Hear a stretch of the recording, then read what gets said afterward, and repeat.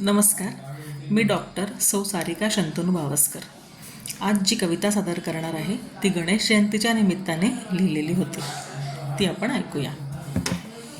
सकाळी सकाळीच उंदीर मामा धावत आला घरात. सकाळी सकाळीच उंदीर मामा धावत आला घरात. बाप्पा कुठे विचारले मी आनंदाच्या भरात. दारातच लंबोदर साक्षात होते उभे. दारातच लंबोदर साक्षात होते उभे. काहीच न बोलता मी एकटक बघे. जसं आहे वर्णन त्यांचं तसंच होतं रूप. जसं आहे वर्णन त्यांचं तसंच होतं रूप. काय झालं माहीत नाही पण रडूच आलं खूप. हात पुढे करून म्हणलं धरा घट्ट मला. हात पुढे करून म्हणलं धरा घट्ट मला. काहीच नाही केलं हो मी स्वागताला. चौरंग पाट नव्हतं काही सोफ्यावरच म्हणलं बसा.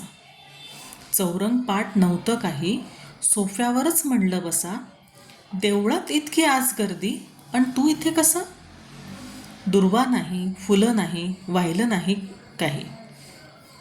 दुर्वा नाही फुलं नाही वाहिलं नाही काही. कुंकू आणायला उठल्यावर हा जाणार तर नाही. त्याला म्हणलं इथेच थांब वाहते तुला मी. त्याला म्हणलं इथेच थांब वाहते तुला मी. आयुष्याच्या कल्याणाची हीच एक हमी. विवेक बुद्धी देऊन सत्कर्म घे करून. विवेक बुद्धी देऊन सत्कर्म घे करून. संसार हो अवघा फक्त तुला स्मरून. प्रसन्नतेने हसत तो तथास्तु म्हणाला. प्रसन्नतेने हसत तो तथास्तु म्हणाला. बोलता बोलताच बाप्पा देवघरात गेला. तेजपुंज मूर्तीवर होतं जास्वंद अन दुर्वा. तेजपुंज मूर्तीवर होतं जास्वंद अन दुर्वा. समोर ताट मोदकांचं म्हणे आता तरी भरवा.